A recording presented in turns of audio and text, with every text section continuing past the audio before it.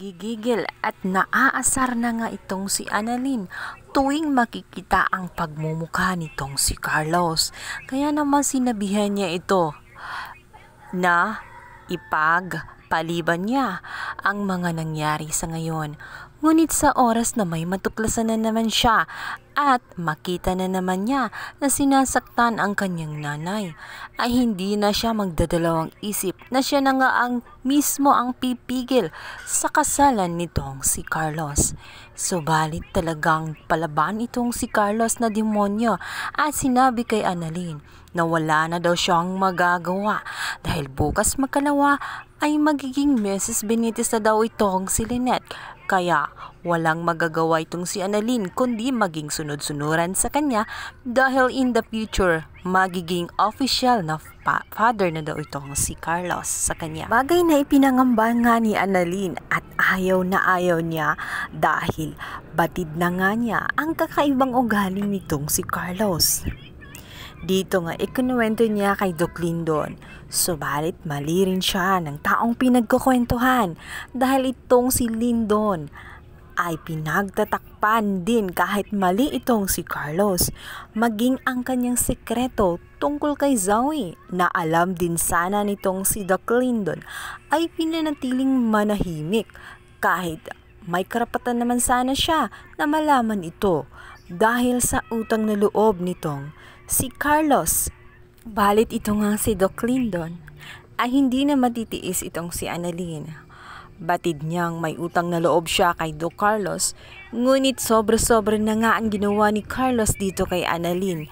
Labis na pahirap na ang ginagawa niya dito at hindi matitiis ni Doc Lyndon lalo't mahal na nga niya ito at hindi niya kaya na makikitang nahihirapan nga si Annalyn dito kay Doc Carlos. Nakikita kasi ni Lyndon ay patuloy pa rin na pinapahirapan ni Carlos itong si Annalyn instead na pakisamahan ito dahil nga anak siya ni Lynette. Subalit iba ang ginagawa nitong si Carlos at hindi na nagustuhan ni Lyndon. Kaya naisip niya na sabihin na lang ang totoo kay Annalyn bago pa man mahuli nga ang lahat habang hindi pa nga kasal ang kanyang ina.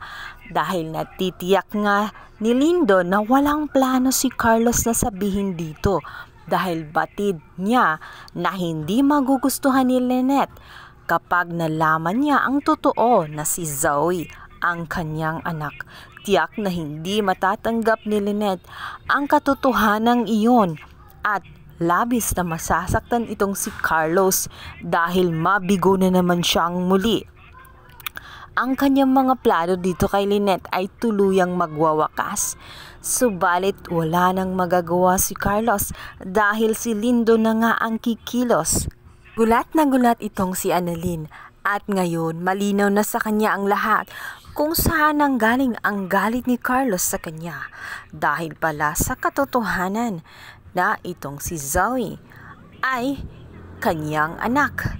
At alam niyang bigo siya sa kanyang mga plano at hindi niya na matatanggap na magiging masaya itong si Annalyn at malaman ang katotohanan na siya ang tunay na tanyag. Naghahanap kasi itong si Carlos ng tunay na pagmamahal na hindi niya makita dito sa kanyang tunay na anak na si Zoe dahil nasusuklam ito sa kanya at inis na inis sa kanyang presensya.